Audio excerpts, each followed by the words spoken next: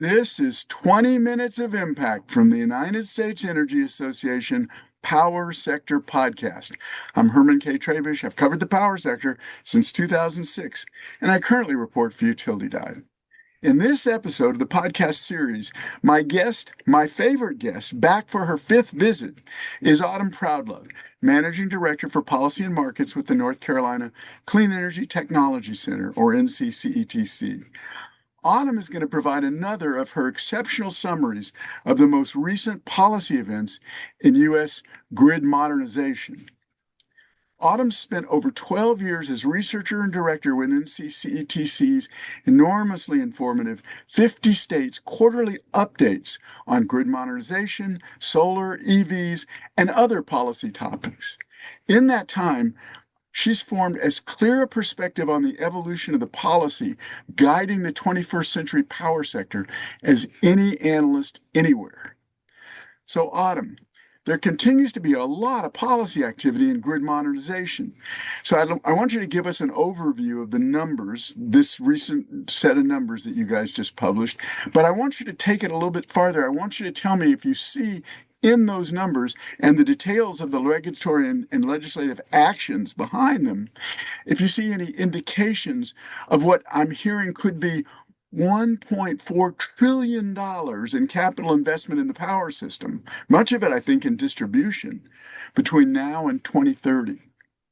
So start with the numbers and then tell me what you see behind them. Yeah, so we just released recently our first quarter update for 2026. Overall, there were 45 states plus DC and Puerto Rico that took actions related to grid modernization during the quarter. So almost every state across the country. As far as numbers go, there were 451 total actions. These are legislative, regulatory, and executive actions taken by states and utilities, and that does not include bills that were introduced in states but didn't pass a chamber. So there were also at least 435 of those. So there's a ton of action happening all across the country, just a crazy amount of activity going on. It's almost 900 policy actions, bills, and Mhm. proceedings just on grid modernization. That's Yeah. boggles my mind. I didn't realize it. It's amazing how much is going on. I don't know how states are keeping up with all of it. Yeah. But it's really widespread. We're seeing it across the country. States like Virginia, Maryland, California, Massachusetts, New Jersey, they're some of the most active, and we're seeing, in particular, a lot around deployment, energy storage, and smart grid technologies, things around utility business model reform, interconnection rules. Those are some of the big topics that states are digging into. And to your question too, I mean, I do think that this tracks with those high expectations that we see or are hearing about for capital investment in the power system. We're continuing to see a lot of utility proposals and plans to invest in things like batteries and distribution system infrastructure. So I think that's going to continue. And I also think we're going to see a lot of investment also be on the generation side of things in coming years, given all of the load growth projections that we're seeing. So in addition to a lot of this distribution system investment that we've seen in the past. On the one hand, that amount of investment is great news because our system is very old. I mean, in most places there are obviously some new things in the system, but for the large part, it's a very old system that really needs updating, especially because we're asking it to do things and that it never had to do when it was built. Right? I mean, but on the other hand, it's going to cost ratepayers money, I guess, right? I mean, how do you think about those two things?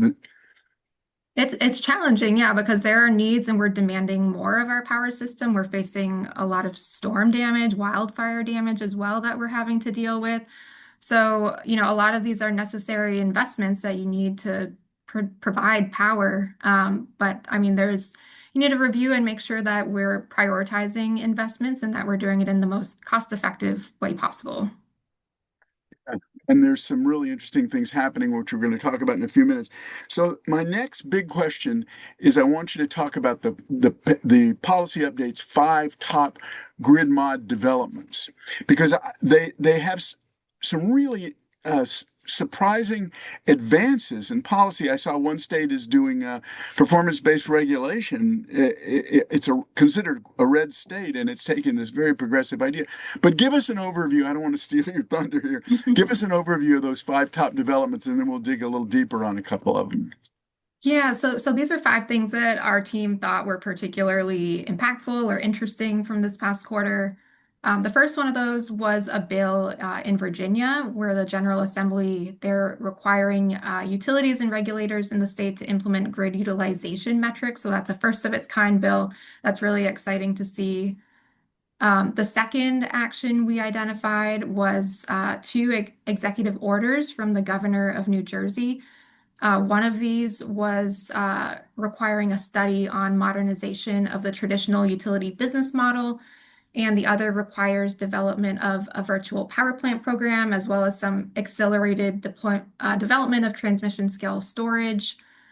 The third development was that bill that you referenced in Indiana, actually, which is establishing performance-based rate-making rules in the state. So a lot of people wouldn't think of PBR in Indiana. So this is really exciting to see as a new development there.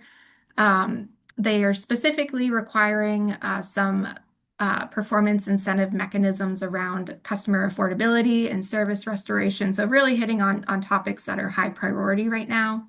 I want to stop you just for a minute before you go on to the last two developments, because I've interviewed folks at the utilities in Indiana, and it's kind of interesting. They're not considered a really progressive thinking state necessarily politically, but the utilities there have impressed me as being very matter of fact. If it saves our ratepayers money, we're interested. I thought that was a really interesting and valuable point to add. Go ahead. Yeah, I think that's a great perspective and really great to see. So that's the Illinois. third development here. Fourth development that we identified, this was in Illinois. The major utilities there, ComEd and Ameren, they filed their multi-year grid plan. So these are very large plans they file, and they include their grid modernization investment plans. So things like DERMS or data access platforms, things like that they plan to invest in. And then the last development was an executive order in Massachusetts that sets new state targets for energy storage and for demand side management, which is kind of a unique and interesting one too.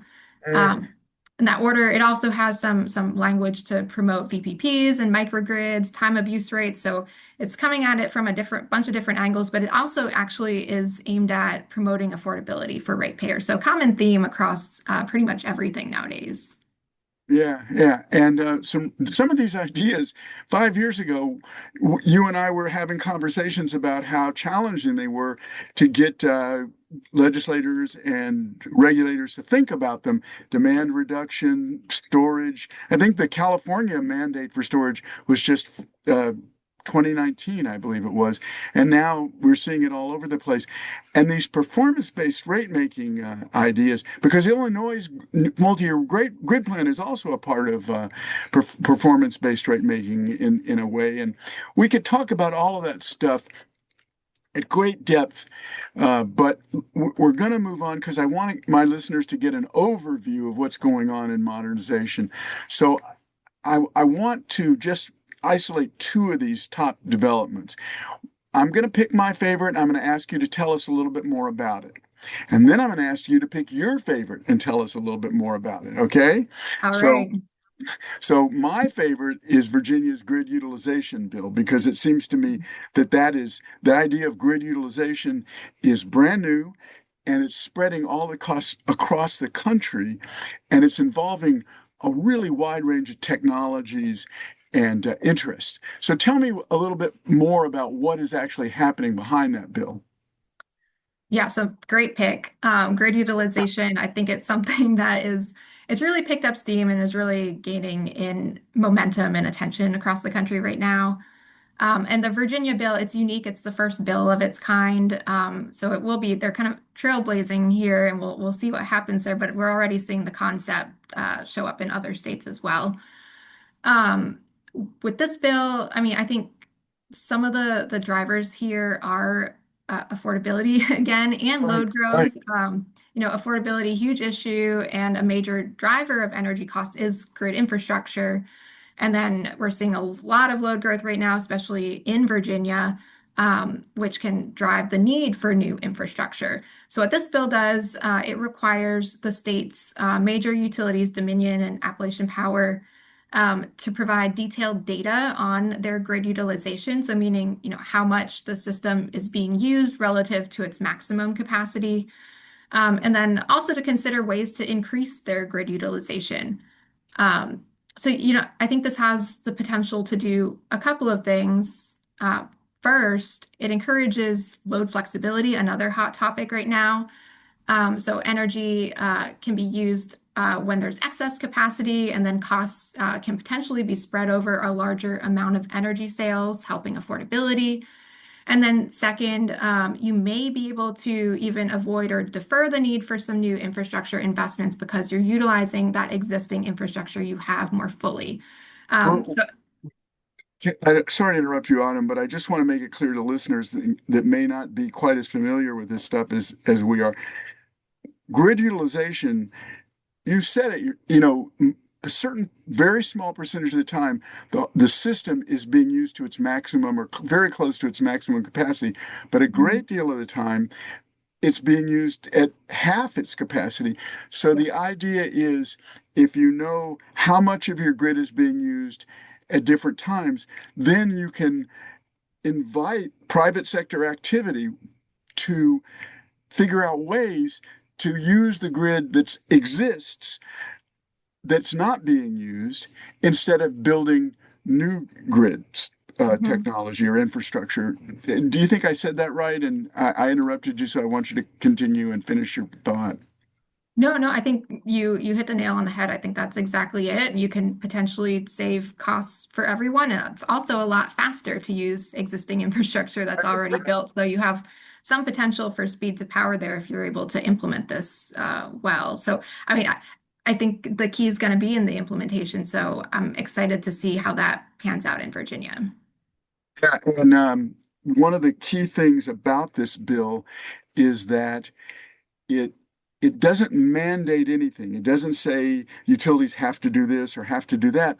All it asks is that they tell us how much they're using the system at various times of the day, which opens the opportunity for solutions to step in, right? Yeah, I think the first step is, getting a sense of where we are now. How much is the grid being utilized? And from there, you know what you're working with, and you can develop some strategies to maximize your infrastructure. The grid is changing fast, with data centers, electrification, and extreme weather driving a surge in energy demand. Utilities can meet the moment with existing resources by activating energy customers and their connected devices with Uplight's integrated demand stack. Uplight coordinates energy efficiency, rates, demand response, and virtual power plant programs into one cohesive strategy to improve grid resiliency and energy affordability. Their AI-powered platform connects customers to best fit programs, then forecasts, dispatches, and measures flexible capacity to deliver megawatts when the grid needs it most. Learn how Uplight is helping leading utilities harness over 8 gigawatts of flexible load at uplight.com/USEA. Okay. So now what's your favorite of these top five developments? I'm sure it was like choosing between your babies, but or your puppies, as it were. But Yeah. what is your top favorite development and why?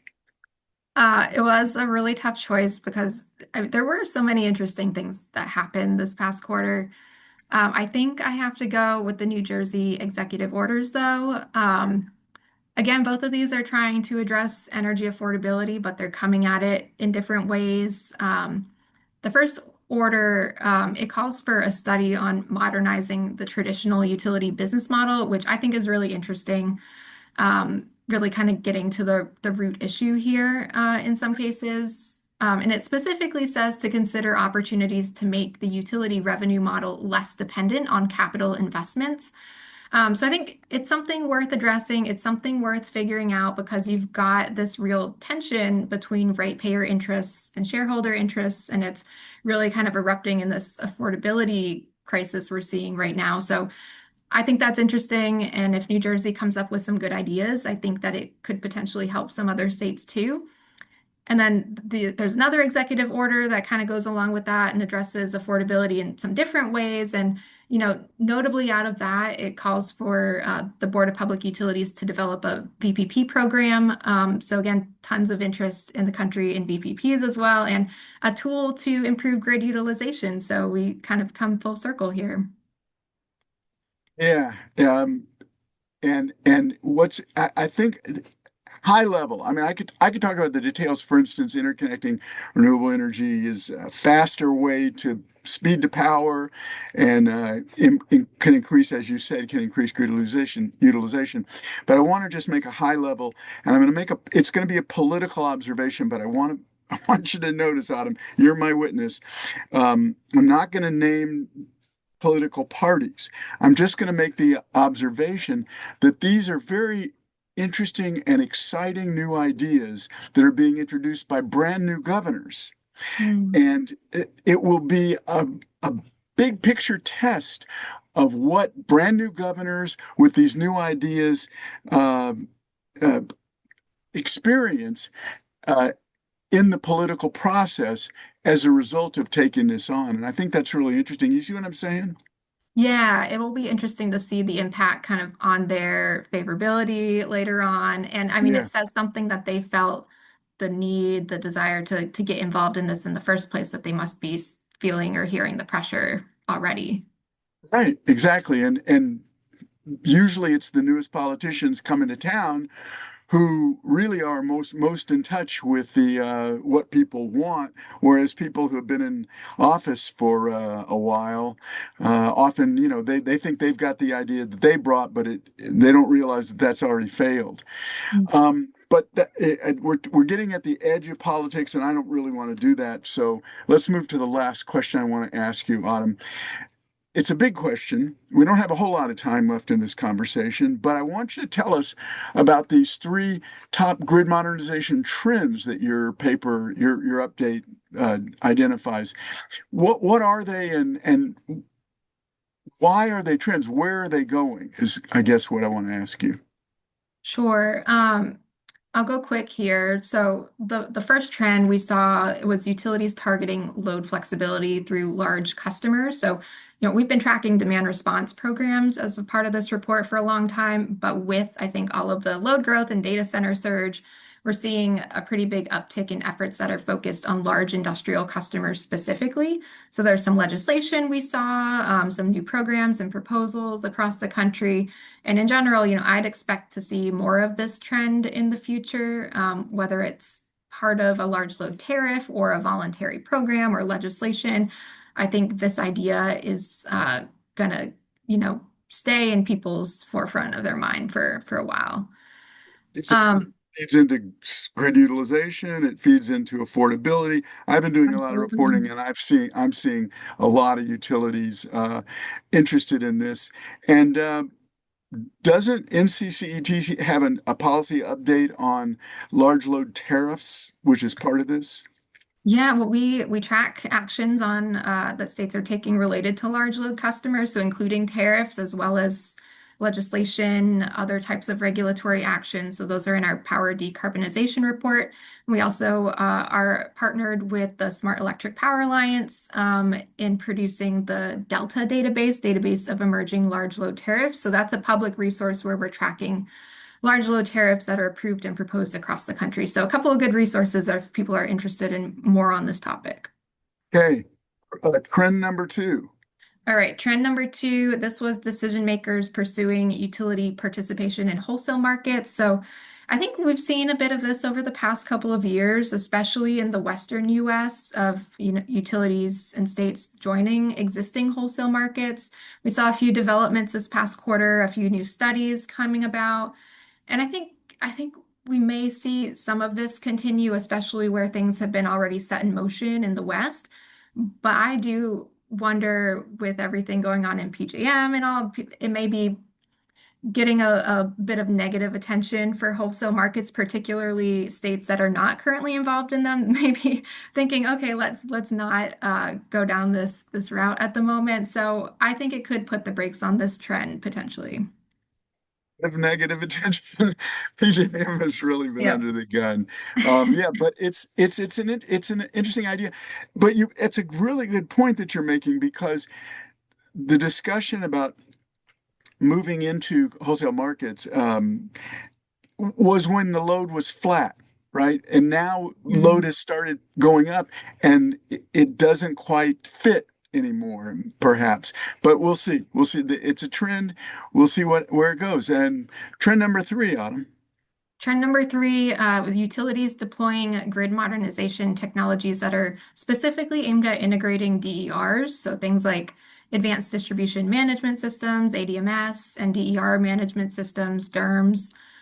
This one I also think we're going to see a lot more of, especially with the continued momentum around virtual power plants.